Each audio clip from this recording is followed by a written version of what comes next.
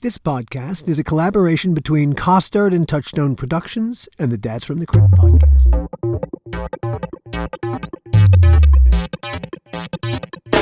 Hello, everybody, and welcome to another episode of the How Not to Make a Movie podcast. My name is Alan Katz. And mine is Gil Adler. Today, our guest is a guy named Peter Iliff. Peter Iliff is a huge writer. Among his credits are, Varsity Blues, Point Break, Patriot Games.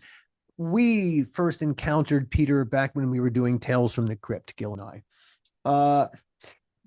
When we took over Tales from the Crypt, our executive producers saw Crypt, among other things, as a way to try out untested first-time directors.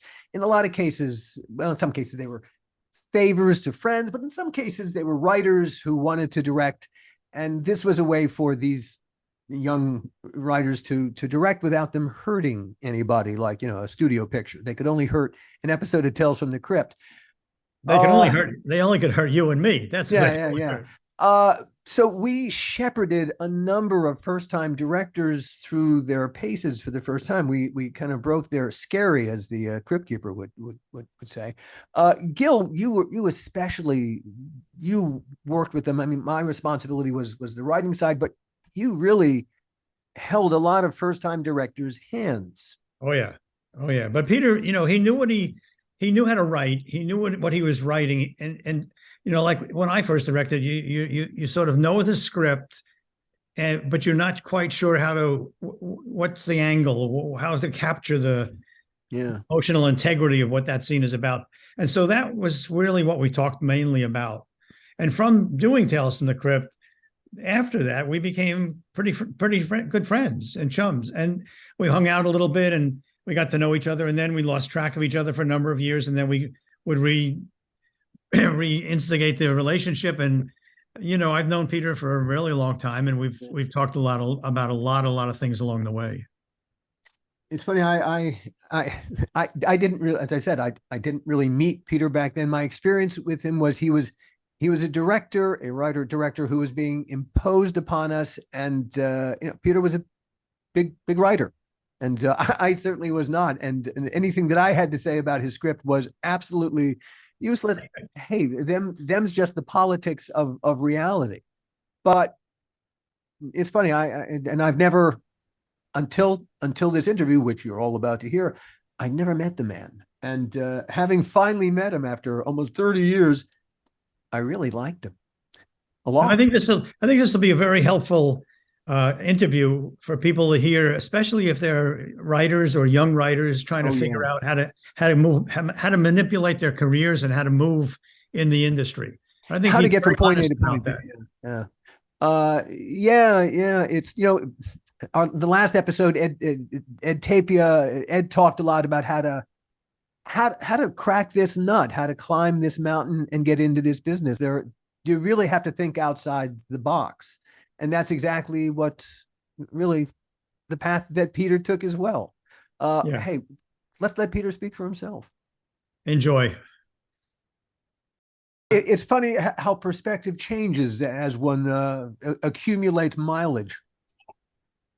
It's true, isn't it? And it's one of the nice about getting older, and maybe being a writer is I get to kind of have my mornings be my thing. That's kind of going out. I can go to the beach, ride my bike, and the gym is like a kind of a bro out thing, because writers, we isolate, don't we? And we kind of need to have silly friends who we just talk crap with, and I find that's necessary for mental health. When's your prime time writing? I like to get 2 sessions in a day. I like to do after lunch until about 5-ish, and then the dogs look at me like, time for the walkie walk, go to the park. There's a park across the street. I gotta throw and then, I've been married to Ruth Ann 33 years. I'm not going out at night a lot. I love to write after dinner, and the phones don't ring. There's no business, and you can really get some stuff done. So, often days I'm kind of doing 2 sets of writing periods, and then, there's certain days you can't. You got to go do stuff. And, I'm very big on first thing in the morning. I love. Usually, I'm sitting at the desk by 6 o'clock, and little coffee, a little cannabis. I'm flowing. Yeah, Are you a I'm gummy man, or you got it rolled up? Oh no, I've got two kids who are college. And we absolutely share a product. I frankly, I would rather, if my kids stopped drinking and only smoke cannabis, I'd be a very happy person. I Seriously. think my wife is out now. She's discovered gummies for sleep, and Oh you know, well. I've had to be sober for 18 years. I was a very bad man. I at the height of my career, I thought cocaine would be a really great idea, Oh well. Hey, and yeah, so yeah, yeah. I had to fix that little issue. And Are you completely sober now? yeah, and it's kind of, if you're gonna do. I'm a proud member of LA sobriety, Cool, and cool. Good for and I kind of you. had to, because I just got out of control. And you have been for quite a while, I believe. Yeah, my sobriety date is September 15th, 04. And I had a sobriety date in 03, and I had one in 02, and I couldn't make them stick. Hey, But it hard. It is. Look, it's all part of the journey we're on. Hopefully, if it's personal growth is a big part of it, it yeah. makes the journey so much more worthwhile, productive, and for want of a better word, satisfying. Oh, of course. Everything I have, I owe to sobriety. But think about it, how handsome we all were, and doing all these cool things, making these cool TV shows, and getting invited to the Chateau Marmont of some actress's party, and drinking too much maybe, and getting handed something I normally wouldn't say yes to. Yeah. But you'd had a few drinks, and your decision making is kind of bad. And what a time we all had, and frankly, we're still having, but I think and a little bit more moderation. Do you ever get nostalgic for those particular patches of your misspent youth? Oh no, man. Because it was, it was the right time to misbehave, I suppose. Being young, I came from nothing. I never had money. My father died when I was 8, Where and did you my come from? mom. Where did I you come came from from Marin exactly? County, across the Golden Gate Bridge from San Francisco, Mhm. and my mom was lovely, and we had enough, but it was just, back then college was, the University of California was cheap, you know, Which one did and you go to? I went to Berkeley, and but I graduated UC Santa Barbara, Oh, and hey, two great very times, right? good You're schools. living on Yeah. the Both beach. my kids went to the UC, so yeah, yeah. But so it was interesting. Then all through my, I come to LA not knowing a soul, wanting to be a screenwriter, but I hadn't even written the screenplay yet. I got no money. I'm driving trucks, being a gopher for Alan Lansberg Productions, which did that show. You might remember That's Incredible. Oh, Sure. sure, of course. And it was a top 10 show. Like Kathy Lee and John Davidson and Fran Tarkenton. Remember being out in the Gower Studios lot, cutting hard left, and Fran Tarkenton would throw a perfect pass to be right here. But we had no money. I really had to, all the deliveries, I had to eat food out of compact video, their kitchen. I had to Can I go back a couple of steps? What? Can I go back a couple of steps with you? Please. What was the first movie you remember seeing? Uh-huh. I will just say my most memorable experience was my father took me the day that Life magazine published. The cover was Goldfinger, and it was a I shot of, remember I that. guess, Yeah. I forget the actresses, painted in gold. Yeah. And he was a hardworking corporate guy, and he said it was Sunday, so let's go. And he took his little boy. I must have been 6 or 7, and I remember it ended, and it was, it was great. It was Sean Connery. It was awesome. He took you at 6 years old to see Goldfinger. And then he goes, "You want to see it again?" And we saw it again. We stayed for the next show. Wow. You had a great And dad. What a great dad. and it's what a coincidence. I've written a few action films in my life. So obviously it made a real impression in a lot of different ways. Yeah. I mean, clearly the experience, it imprinted upon you. Your companionship there in the movie theater imprinted upon you. I suddenly I understand your entire oeuvre in a whole different light. I remember, I think it might have been fifth grade or so. I graduated from reading Tom Swift and the Happy Hollister novel series that my mother had gotten for me to the Ian Fleming novels. Sure, sure. And there was a lot of violence and graphic sex, but they were pretty sexy. And I remember going to see Uncle Bob, and he took my Ian Fleming book away from me, and I was reading The Godfather and the scene of Yeah, The Sonny Godfather, banging, the the wedding gal scene. against the Oh, well, door, and now he we're took that talking. away from me, and Yeah. it was interesting how as a would-be writer, you're reading a lot, and I guess I started reading pop culture a little early, and it got me in trouble with a lot of people. And but kids find this stuff. I guess now the kids find internet porn. We found Ian Fleming novels, and that was what we could do. What was the movie that? All right, so you saw, you understood something from Goldfinger, but something propelled you to come here and try to get into this madness. Was there a particular movie that I was just amazed. Particular movies. I think one of the ones that really influenced me was frankly Jaws. And sitting in a theater with my high school girlfriend, and just kind of squeezing each other so tight because we were so caught up and so scared. Dun, dun, dun, dun, dun, dun. And then this idea that light traveling through a strip of celluloid projected on a wall could elicit these emotions started to kind of take. And then you'd see one of my favorite films, if you ask me, is frankly Butch Cassidy and the Sundance Kid. Oh. I was just amazed by Same this page. film. Oh, Well, I'm glad you agree. everything I know kind of flowed from that movie. Yeah. Adventures in the Screen Trade was so. Oh Wow. my God! Okay. A great book. Great book. And reading the screenplay, that's art. That is Well, just art. I mean, yeah, we could go on about talking about that for Don't get hours, us I'm started. sure, We'll sit there, we'll have to drool all over the place. What's kind of funny about Goldman is I started out in New York in theater, and I read Goldman's book about theater. And I remember there's one chapter called The Muscle, where he talks about there's always in a theater, there's always somebody who has the power, who has the muscle to do it, whether it's David Merrick or Hal Prince and I'll never forget that. And then when I started getting involved with film and television, came to LA, someone said to me about the book about motion pictures. And I said, oh yeah, who wrote that? And I said, Goldman. I was like, Goldman? Whoa, I wouldn't wait to get that book. I got to spend a night in William Goldman's, they call it the James Bond pad in New York City.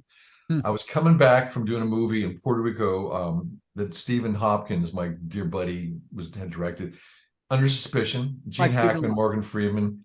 And we're coming into New York, and he's going to take me to see his buddy, because Goldman had written that movie Hopkins did about lions, The Ghost in the Darkness. Yeah. And so I remember at the airport, they lost our luggage, and it was kind of a bummer, but we'll forget it. We're going to Goldman's house. And sure enough, it's this penthouse pad in the coolest part of Manhattan. And there are always all these cool kind of women and exciting men there, very New York. A salon. And he gave me his cashmere sweater to wear because I was cold. And I forgot to give it to him back because I want to wear this frickin' sweater and get the mojo so I can be a good writer. Sure. And Hopkins said, no, you're going to mail that back. No, and we had a big fight. I finally had to mail back the William Goldman sweater, and I did. But I would have had a much better career if I just kept the damn sweater. I'm sure of it. And somewhere there'd be a screenplay moldering in an attic. Isn't that how it works with us? Isn't it funny that we have our heroes, and I'm a big sports fan, but I mean, to meet William Goldman, that was like the holy grail. And it's funny, but when we did Tales from the Crypt, we got to work with the most amazing people. Yes, you did. Yeah. Kirk Douglas and Michael J. Fox and Tom Hanks. but the person who we worked with, who we cast, who to me was the most exciting person I got to work with the God and put words in the God's mouth, was Buck Henry. Oh yeah, Buck Henry. Getting to Buck Henry. getting to work with Buck Henry was a massive thrill. Massive. Yeah. He was cool, wasn't he? Yeah, I A never got to lovely meet Buck, man. you know. He wrote The Graduate, man. And he tackled Catch-22. Yeah, I was gonna bring that up. Yeah, Yeah, Catch-22. What a weird undertaking film. that must have been when I just when I read the book, God, I'm in a sense, I've always been a screenwriter, even when I was a little kid. Something in me was always ready for this. And even when I read that book, I something in me said, "How would this an amazing movie? How would you do it? It's so big," and yet he kind of wrestled it to the ground. Yeah, yeah. I mean, But it was amazing how horrifying it could be. These torn up airmen, with their intestines hanging out in the bomber plane. Snowden, Yet the the couch of absurdist Snowden. comedy, it was really a fusion. It's hard to bring those two genres together, as we all know. No, it's a masterpiece because of the Yeah. juxtaposition of the horror and the comedy Mhm. and yeah, wow. I wrote and directed a film called Rites of Passage, which tried to fuse these two genres, and I failed. I mean, it is really hard, to like fuse the horror and the thriller and a dark humor. And Why do you think you failed? sometimes failure makes you really respect those Truly, but okay, I mean, yeah. who pull it Hey, off. We know about having that. why do you think you failed at it? What I think that as if you talk directing, a first-time director is probably best advised to stick to a genre that's kind of pure and one you really feel comfortable in. And I would be more comfortable doing straight thriller, 3 Days of the Condor, just that kind of thing. And I was convinced to put in dark humor, and I just that is not my thing as a rule. I mean, I think I'm funny, but it's not how I write. I mean, there's always humor in our writing, but I found that by trying to fuse genres as a new director, it was kind of beyond me, and I had a little trouble coalescing them. And go see my film Rites of Passage if you can still find it out there on Amazon. You tell me. Gotta be it's amazing what's out there, how it shows up in the most unusual places. You have written that you quit waiting tables and became a full-time screenwriter after you sold Point Break. Yeah. My question is, where were you waiting tables? Oh man, I graduated UC Santa Barbara. Yeah. I got a friend of a friend who's a set designer, and he's got a pad in the Malibu Colony. But that's actually a bunch of apartments on the not on the ocean side. So I got a buddy to give me a room. I got a job bussing tables at Alice's restaurant, which was on the pier back then. So I'm 21 years old. Cool. I'm dating a 35-year-old gal it's just kind of weird to be dating older women, because I was dating college girls. And okay, sure. And then I graduated to the Chart House, which is now Mastro's. Yeah. I remember, now as a dishwasher, and the guys I'm washing dishes with are like high school kids driving BMWs their daddies gave them. And they're going, "And you went to college?" And then I remember, and I'm driving a Datsun 510 because I got no money. And then I graduated to the salad bar, which was really where I could express my art. I got to design. They had sand fires. Yeah. I got to design the diagram in the sand fire, and I just want you to know, I really found my artistic side at the Chart House, and I'm going there tomorrow night. It's the best revenge, isn't it? The first time I went to the Chart House, I'd come out from New York, and I was very close friends with Dick Fleischer, the director. And Dick, I remember Dick, yeah. Yeah, he said, "We're going to go someplace nice tonight, and you might like this." But we booked early because we want to be there for the sunset. And we went to the Chart House. It wasn't called the Chart House. I think it was before the Chart House. And I just was amazed. I mean, we sat. He had a table next to the window. and we were just watching the surf come in, watching the sunset. And It was beautiful. yeah, it was gorgeous. It was gorgeous. I wish I knew you did a salad bar because I think I got sick on it. Yeah, and I tried not too many worms. I tried to keep it clean. Yeah.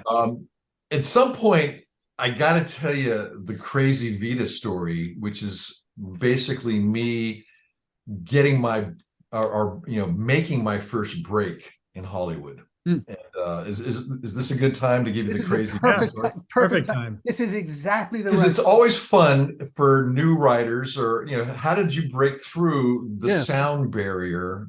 To become a Hollywood writer. And those were glory years. And this would have been, I got in the Writers Guild '87. So in the '80s, as you guys remember, it was a heyday. The studios were generating a lot of writing assignments back. You'd rewrite me, I get hired to rewrite you, yada yada. To my phone down. And how many rewriting credits do you have? I've been hired by the studios over 60 times to write screenplays, and guys like me made a living, making these 6-figure paydays, but the films would never get made because, as you know, in the business, it's cheaper to say we need a rewrite than to actually make the movie.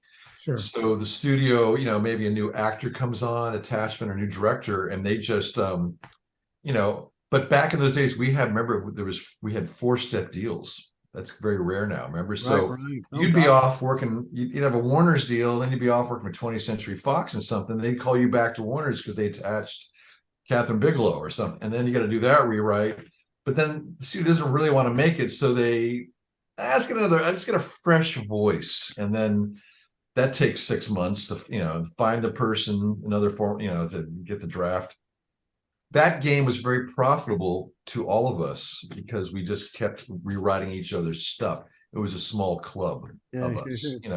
I was like in the thriller action kind of genre, and then there's 15, 20 people that they would be in their regular rotation. And was there a back room where you would all meet?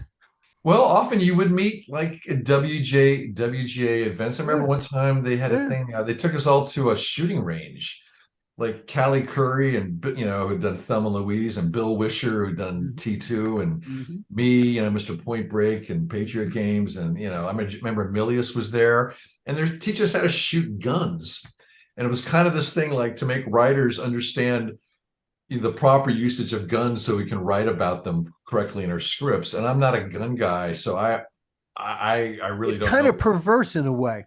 I'm sorry? It's kind of perverse in a way. It was kind of perverse, but it was kind of cool. We're like, no. There's photographers. Incredible fun to have been there. I love shooting a gun. But if you consider, our crazy culture, it's kind of, we're going to push you to make more stories about these things so that you understand them, so you can make them. This wasn't a drive to make gun control movies. Yeah, well, like I said, this must have been in the 90s. Yeah. As I think of who's and it was probably a genius marketing idea. Says, here's what guys like Bill Wisher carried a gun. I remember Arnold Kopelstein, Kopelson. Famous producer, right? He brought a gun to meetings. You meet him at a restaurant, and he'd always sit with his back to the wall, facing the entrance, and he had a freaking gun. And it was like in a remember that we used to have Walkmans, and they were kind of a certain size. In the case, he put a little like a baby Glock in there. And I'm like, what happened to you that you need to sit with your back against the wall and carry a gun when you're having a business lunch with me? When did he become Cosa Nostra? Well, he's a lot of paranoia. Jesus. Anyway, we got to talk about Crazy Vita. Come on, man. Maybe making Platoon had something to do with it, and the people who made Platoon. I just watched the end of it, and you realize everybody freaking dies in that movie except Charlie. Anyway, but I got to tell the story because it's a funny one. I had used whatever contacts I could to become a runner for Al Landsberg Productions. They made That's Incredible, and I used to do all this stuff to break through. Like that in those days you didn't have there's no internet, so a show like that's incredible was shot on film, then it was transferred to video, Right. and a guy like me had to take all these film canisters to actually the Paramount Pictures lot, where they had a film shipping thing that would send these film canisters to Brazil or China or South America.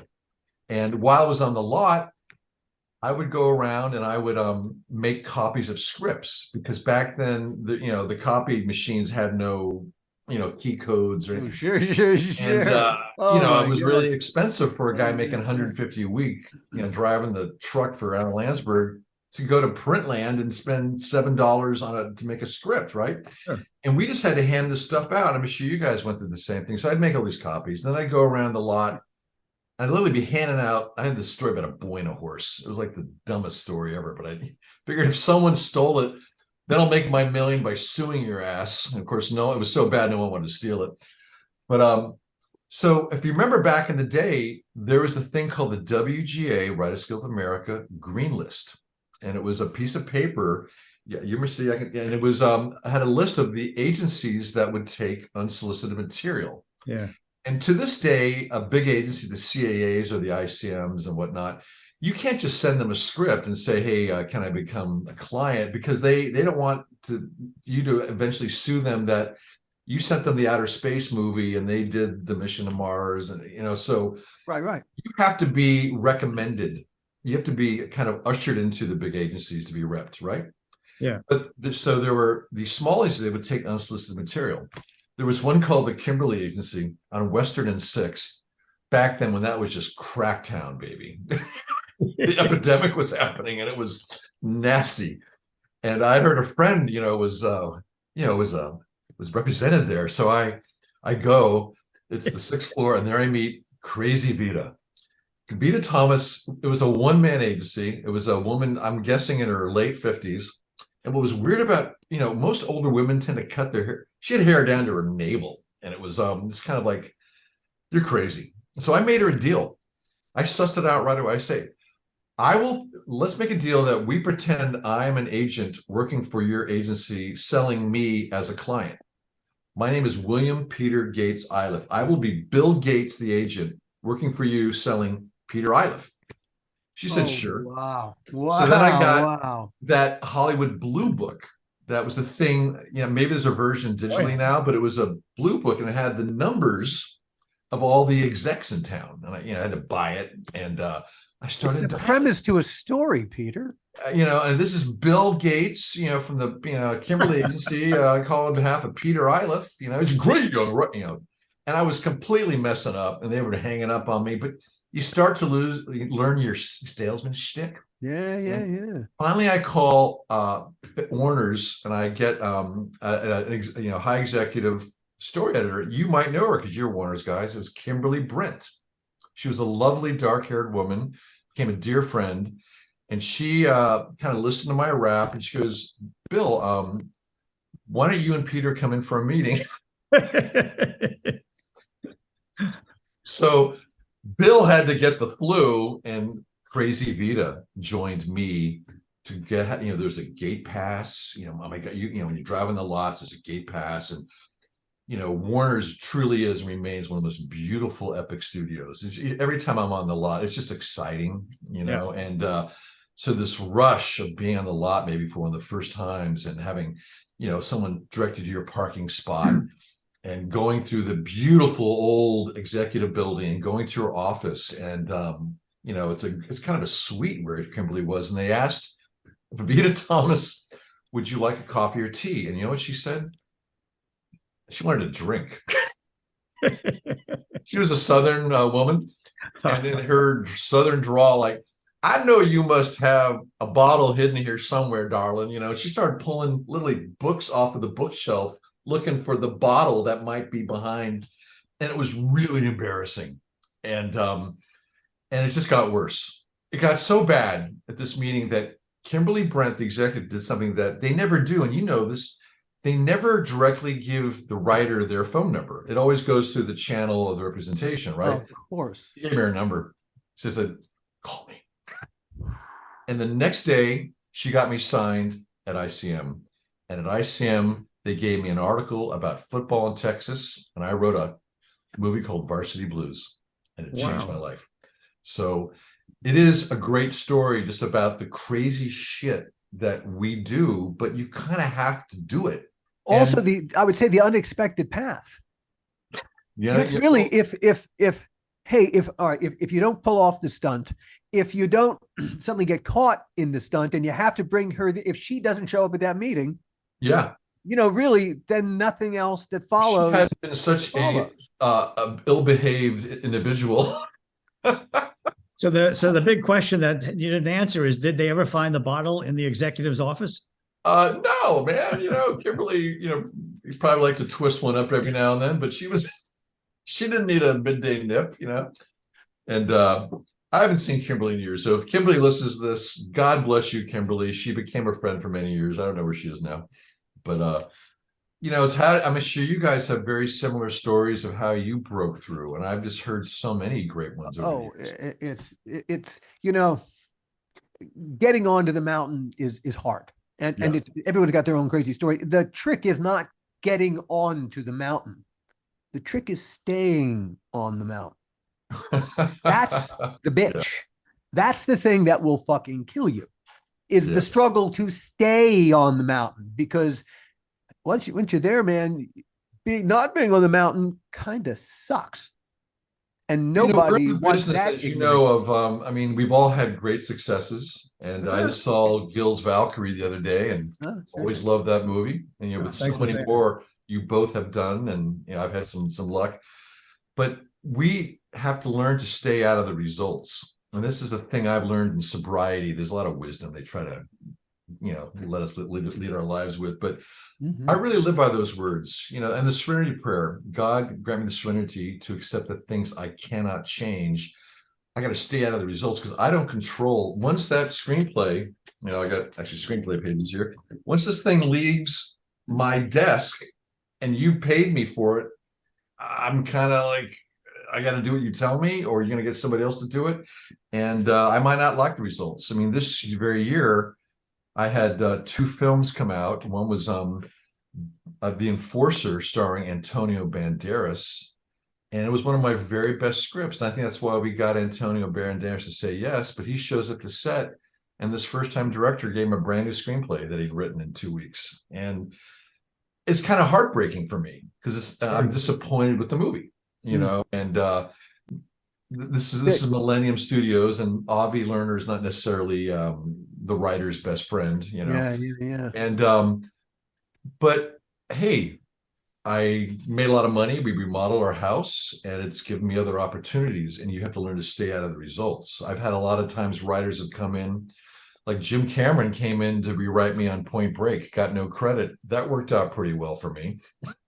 And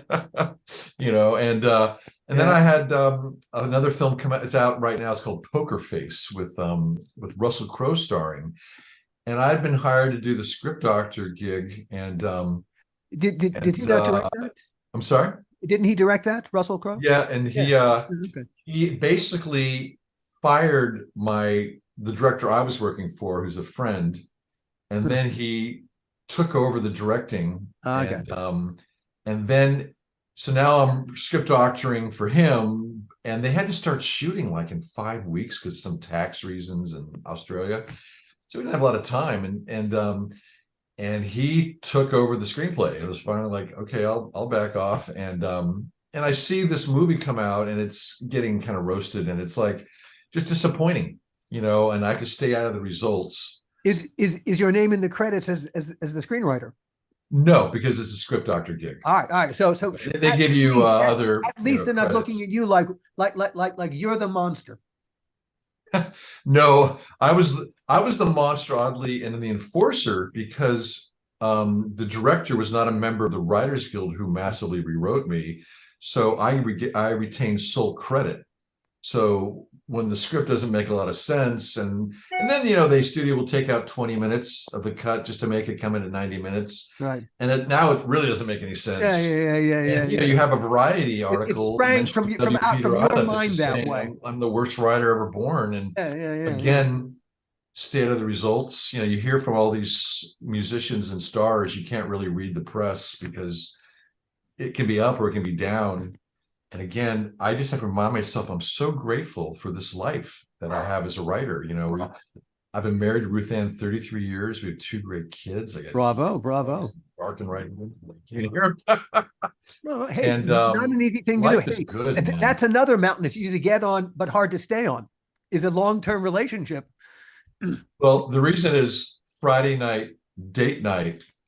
It's about 4:40 p.m. Once I hang up on you guys, date night begins. And That's the secret to my marriage. And hey, that's an important thing. There's an important lesson to be taken from there. A happy writer in within the context of their life tends to be a better writer. I find I don't write well when I'm not happy. That I imagine you're the same way. You kind of have to get into a state of peace to be able to sit down and kind of let the ideas flow. Otherwise, whatever you're upset about, you'll go in that direction, you know. It colors everything. Yeah.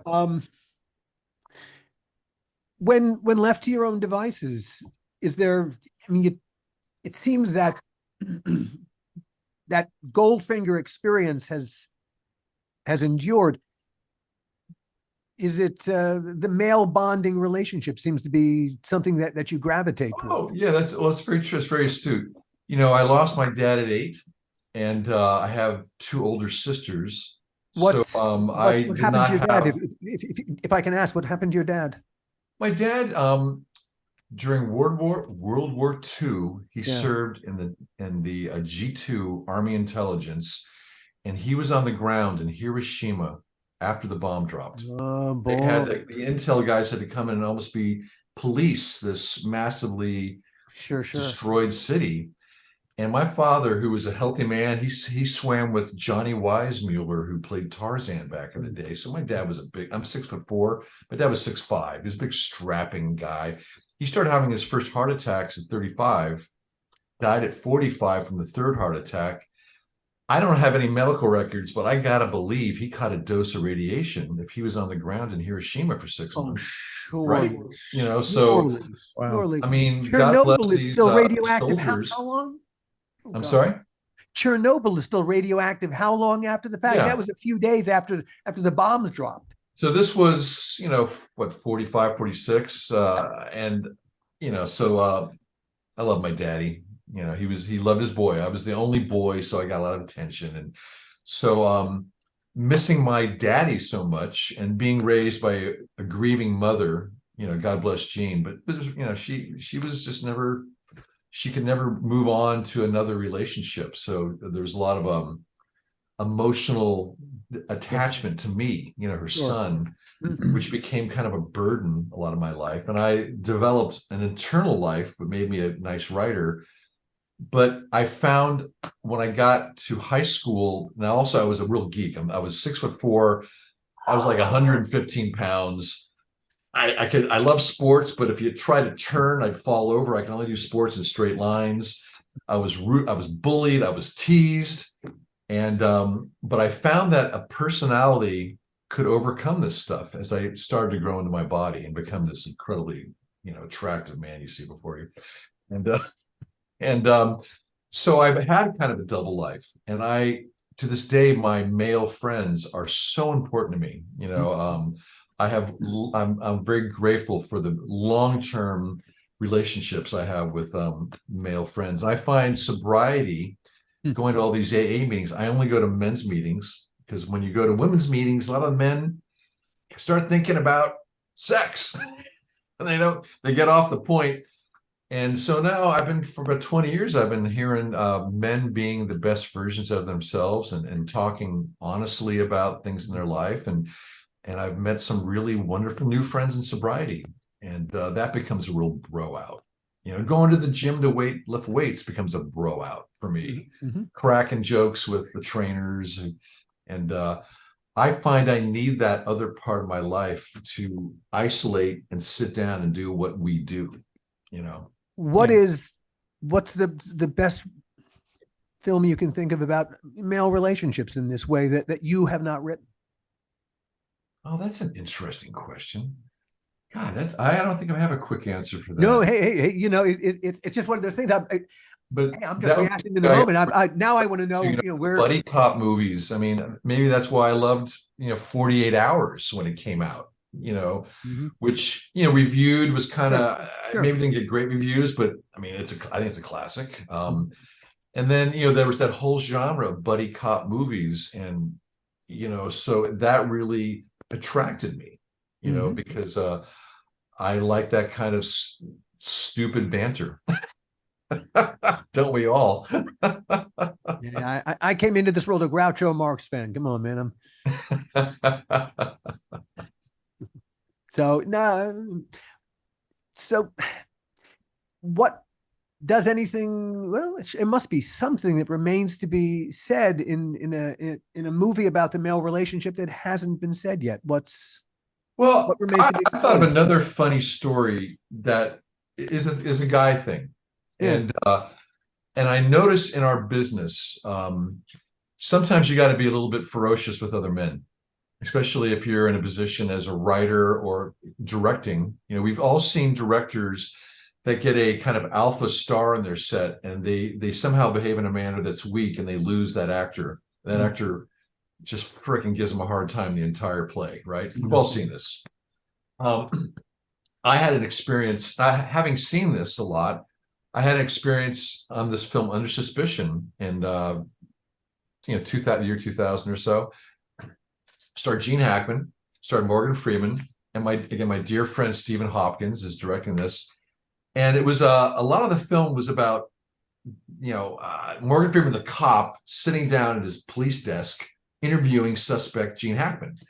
And so Stephen Hawkins had to figure out a bunch of camera moves to make something that's so dry cinematically be cool. So for 3 weeks before production started, they built a duplicate set, and I would go to work for the 3 of the happiest weeks of my life in Puerto Rico. To the set would be Stephen Hopkins, Morgan Freeman, Gene Hackman, and me, and sometimes Thomas Jane would come in, or sometimes Monica Bellucci, who at that time was rated the fourth most beautiful woman in the world, and she's a lovely person. And we would just read the script. Now, one time, Gene Hackman, I mean, would you say he's one of the top 5 actors on the planet? Is he? Oh, He's certainly sure. in the I mean, top wow, what 10, a body of work. right? I mean, so he's kind of the man, as is Morgan, and he's stumbling over one of my lines. And this was a very writer heavy script, and I finally did the thing you're not supposed to do as a writer. It goes like this, and I gave him a line reading, and Hackman stood up and he started coming at me, and I'm going, holy shit, he's coming over to get me, he's going to punch me. And you know how the amygdala starts to overprocess and time slows. Fight or flight, fight or flight. So this, in that moment, as my amygdala is overprocessing and he's coming over to punch me in the face, I'm thinking Mutual of Omaha's Wild Kingdom, the animals have to show power. And I'm thinking of as your life flashes before your eyes. on Hackman, who apparently as a young man had lived with Dustin Hoffman in New York City. And Dustin talked about how Hackman would go out. Hackman was not a tall man, and he'd go to bars and pick fights with tall guys and punch them in the face. And I'd also heard that Hackman lied about his age to get into the Marine Corps early. So I realized I got to go full, Mutual Omaha's World. Omaha's, I got to go full Animal Kingdom on this guy. And I go, God damn it, Gene, how much longer do I got to listen to you fuck up my line? And he stopped dead in his tracks. And that night he invited me to dinner. And we became really good friends. And the evidence of that was, this thing went to Cannes. It was my only time going on the red carpet. And when you have a film at the red carpet, you party at the Majestic Hotel, which is across the street from the theater that will screen and where the red carpet is. And at the end of this lovely party, all the men are dressed, but the women are, Ruth Ann my wife looks so beautiful that night, but she had to go to the bathroom. And so we kind of missed the call, because at the back of the Majestic is a car loading dock where 20 identical Mercedes pull up and everybody from the party gets in one. just across the street to get out for the red carpet where the paparazzi is going to be. And by the time Ruth Ann's back from the bathroom, every car is full and no one's opening their door to let us in. I'm thinking, oh man, we're going to miss the red carpet. And the first car, and there's 20 cars. So the first car, the door opens, it's Hackman. Hey, Iliff, Ruth Ann, come on up. And he had his wife sit on his lap and Ruth Ann sat at my lap. And I was able to get out of the car next to Gene Hackman for the premiere of my film. Wow. All because I told him, stop fucking up my line, you asshole. It's a great story, but it's also very true about alpha males in our business. And sometimes you have to show some alpha because guys kind of do this. We kind of fight and then we forget that fight and we bro out. You know, I think sometimes women might resist the actual fight and they, you know, but that's how guys are. And I don't like to fight, but I find there's a little bit of I was bullied as a kid, so I tend to have more of a little hair trigger because I have a lot of trauma from being bullied as a kid. And now that I'm 6'4" and 220, I lift weights and don't fuck with me. We've had a few experiences like that as well. It's kind of interesting because when it happens, you sort of, after the fact, you sort of think of psychologically, what was I thinking? What were they thinking? And why did I let it get to where it got to? Yeah. Could I have done it differently? And usually the answer is no, you couldn't have done it differently. And you know, what you did, and it sort of worked out. You always had a way about you, Gil. And when I directed that Crypt, you know, I was just such a rookie, my first time directing, and it was all going haywire. And you just had a way of always remaining articulate. You had some real problems to deal with my shoot, but you never lost your cool. Let's go back to that a little bit. What you, and let's talk a little bit about how you got to Tales from the Crypt, and then we can talk about you making that Crypt. Well, if you remember Dick Donner, God bless Dick Donner. I think we all loved Dick Donner, you know, the great director. You know, I was part of that little club of screenwriters at that time that was rewriting a Donner project. Like me, Gregory Wyden had done what Backdraft. Backdraft and Highlander. So he was hot, and so he was doing one, and you know, and I'd had some hits, and so we were part of that club, and I think Greg and I realized if Dick kept wanting more free rewrites, so we kind of, well, okay, we'll give you the free rewrite if you let us write and direct a Crypt.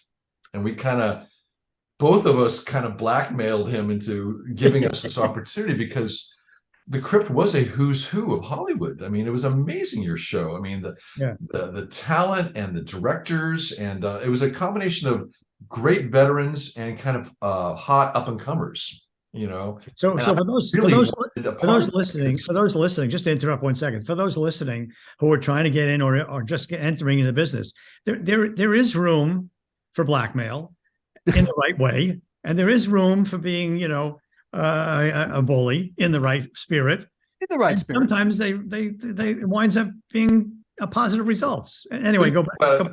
As writers, they always want free work. And you know, okay, you don't want to put it down in a contract or actually give me a check, but what else can we get? And it's an important, you know, it's in any business, you got to leverage yourself. So I leveraged my way in, and I found myself in a room sitting across you two guys, and I think I had some kind of terrible ideas. And I remember it was you, Al. I remember you had this incredible idea. You said there was this French film called An Occurrence at Owl Creek Bridge. And you said, have you seen this? And you sort of explained the beauty of this little short film. Can you, Peter, do a version of this? And I mean, it became a really cool idea. You know, it was a very cool show. Do you remember that? That was your idea. Part of, you know, I was ripping off Ambrose Bierce. And yeah, I mean, it's just a classic story structure. Hey, man, just steal from the very best. Really, who's going to know? Really, that's, you know, the job was to help you get your work done. Yeah, you're the producer.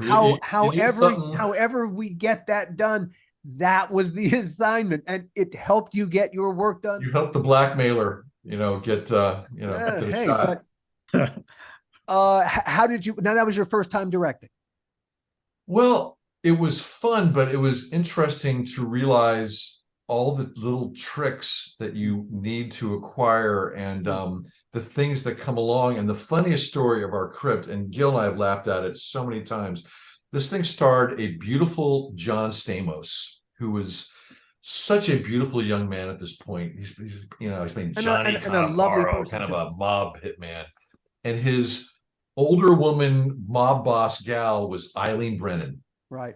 And what a great piece of casting, because she was kind of getting older and kind of had like, she was, looked kind of like nasty in a very cool crypt way. But she had the furs on and the pearls. Yeah. And there was a scene where Eileen Brennan catches Johnny Stamos, banging Kate Vernon, and she's pissed. And the script calls for her to say a mouthful of lines and then slap them across the face. Well, Eileen, getting along in years, was stumbling over the mouthful of dialogue, and out of frustration, she'd slap him anyway. We go, no, cut. And we do it, and Gil's like, well, do take two. And then, she stumbled, slap, okay, take three. And by around take six, Gil's like losing his mind. We don't have the shot. Stamos, who's the nicest man and remains the nicest man, pulls me aside and goes, Peter, I'm just getting red. Like I'm getting swollen. And he said it really nicely. And we had to kind of I was not prepared how to handle an actress that couldn't handle her lines and was striking the other actors. So we had to do cue cards. I remember quickly, you have some PAs got cue cards and we're holding them up. And the funny thing is, I remember I watched this recently, and we basically cut out everything she said, and she just slaps the guy. So if I just read the dialogue, it would have been fine. Never mind your damn dialogue. And I should have known that if I had, I should have known that, we don't need the dialogue. Well, it's better we cut out the dialogue than the slap, because otherwise Stamos would be looking at it going, they cut out the slap. I almost had to go to surgery for this, and they cut it out. So it was, things like that would throw me. And then also, when you direct enough, you start to really see, you're thinking in cuts, right? Because you've been in the edit room and you realize it's just a bunch of snippets and it's all these cuts. And your first time in the editing room was that must have been a revelation, because that's really where it happened. Tricks and to really do see it, it affected my writing, because it's just shots, right? It's this shot, and it's all being put together. And all of a sudden I stopped writing these long paragraphs that screenwriters do. I started writing little 2-line paragraphs, because that was essentially a shot and a space and then a 2-line. And so you never say wide angle or this angle. You just kind of without telling the director, because that's insulting to tell a director what lens to use or where to put but little blurbs were essentially the shots. And also it started to make my writing more time accurate, because younger writers will write a paragraph, the Allied forces invade Normandy Beach, and it's a paragraph that would take right? Yeah. So you start to learn that when you want that moment where there's a look between you and I because something has happened, you make that a separate paragraph and let that look play in page time. So it truly is a page per minute. And when you get your screenplay done, it's a little more accurate, because I found my first cuts of movies were becoming 3 hours when it's supposed to be 100 minutes, because I wasn't writing correct page length. If we look at the screenplay format itself, it's really kind of dated. It's something that only the Directors Guild of America could love. It's really the cut to internal, cut to external. It's like proscenium arch, and that's not how the medium works at all anymore. Yeah, I stopped using cut tos a long time ago, because you add them up, that's 4 pages. Yeah, and it doesn't reflect the reality of how. I wonder, does the screenplay format itself need a huge rethink in in an age that where you can jump cut. Well, that's interesting. What I've noticed, I mean, that's a good question, but I think as we get older, we start to, our formatting, our just the way we put it down evolves. Oh God. When I read, and there's no fast rule of how a writer can express their screenplay language. As we read other scripts, we just have to be consistent within the world of our particular screenplay. Agree. And consistent within the world that we're creating. Yeah, and it's this beauty of terseness. I'm sure we've all tried to write our novel, and it's like such a chore for screenwriters because now it's an opposite kind of thing. You have to find your inner Hemingway. Yes, and what I've found about screenwriting that's been helpful as I've gotten older is, and I'm sure you have too, is the outlining process. I'm still these knuckleheads who sit at the coffee shop and page one, and they're off, and then they ask us to read these things. And by the way, when you ask us to read a script, I got to spend 2 hours to read it. I got to spend an hour to think about it. I got to spend another hour to take you to lunch and tell you it sucks, and then call it 5 hours. It's a big ask, and it's not fun. Oh man. So please, new writers, do what we do. We spend perhaps half the time that if it's 3 months to write a script, I'm spending 6 weeks outlining this thing. And every scene becomes something you write in Microsoft Word or whatever. I mean, there's all sorts of programs to do this, but what he says, every word is true. That is exactly how you have to do it. If you do it anyway, other way, it's going to take long. You're going to fuck it up. You're wasting your time. And then that outline, and then the outline gets a little bit bigger and a little bit bigger as it gets clearer in your mind, and you're putting it down, so that when the outline is complete, and now you're ready to write the script. We always say when we're writing something, it almost writes itself because we've spent so much time. I mean, really, with these people. That's where we invest all the emotional underpinning is all there in the narrative form, and then the trick is to get the emotions in this rather spare format of a screenplay. Well, we find with the newer writers, they're very defensive about notes, right? And you and I, the three of us have learned you just cannot be defensive, or else you will no longer be writing for that company. And also, try it, write it their way. But the point I'm making, an outline is easier to make changes because it's not the art form yet. You don't really care. Like, okay, let's move the scene around here. Let's try this. It's not art yet. And you want all the feedback. You want to be able to give somebody a 30-page outline for a script and have them give you real notes because you're not upset about it. No, and sometimes what young writers have to understand is sometimes the person giving you the note, they might have a great note, but they're not articulating their point just so. And sometimes that's really where the communication breaks down. They really they're seeing something that you're not seeing that you need to see, and they're just not articulating what it is the best that they can. And that's something that we've all experienced in these back in these power studio meetings. These executives, they have to read so many scripts a night, then they have to meet with you in front of a big group, and they got to have something to say, and they have flagged things that don't work, and you can't expect them to have this brilliant solution, but you have to, as you're saying, you have to listen to the flag. And maybe if you're, obviously hopefully a smart, quick-witted person, like in the room, well, I really respect what you're saying. Can we try it this way? Yes. Hey, just hear their flag. If you acknowledge their flag, that's the most important thing. First of all, now they're smart because they saw something, and you see that they saw it. So right off the bat, so long as you don't reject, you don't. You can probably make them your ally. That's exactly what happens, isn't it?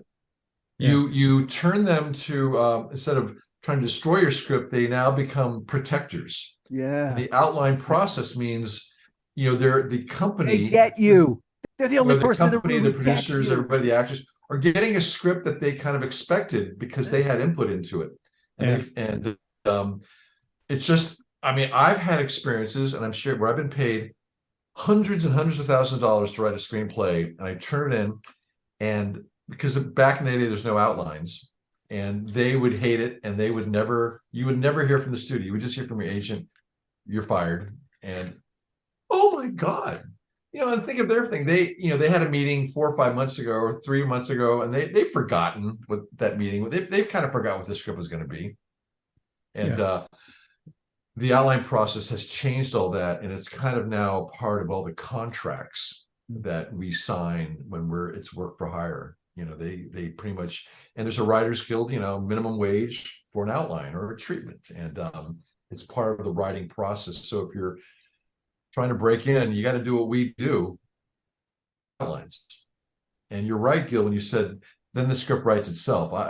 You can write a screenplay in 2.5 weeks after you have that kind of outline. It writes itself. Yeah. And it's beautiful. All the energy, all the effort, all the thinking, all the working out of everything that's happening always happens for us in the outline form. Yeah. We do the outline, and we notice the outline starts at 5 pages, then it's 7, then it's 10, then it's 15, then it's 20, because you're adding meat, meat on the bones. Dialogue.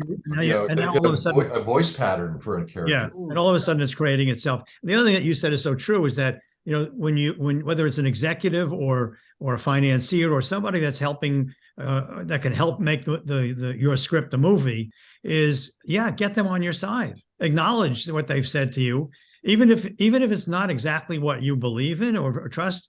Acknowledge it, and then tell them how you can twist what you've done into something that they're suggesting, but is not exactly what you have, and it's not exactly what they have, and it gives them an opportunity to say, oh yeah, I think that's even better. Yeah, I like that. Yeah, you know what I'm talking about. And oftentimes it is better. I mean, it's just so arrogant for us to think that we're such geniuses. Yeah. Part of my secret to success is that I know I'm not a genius.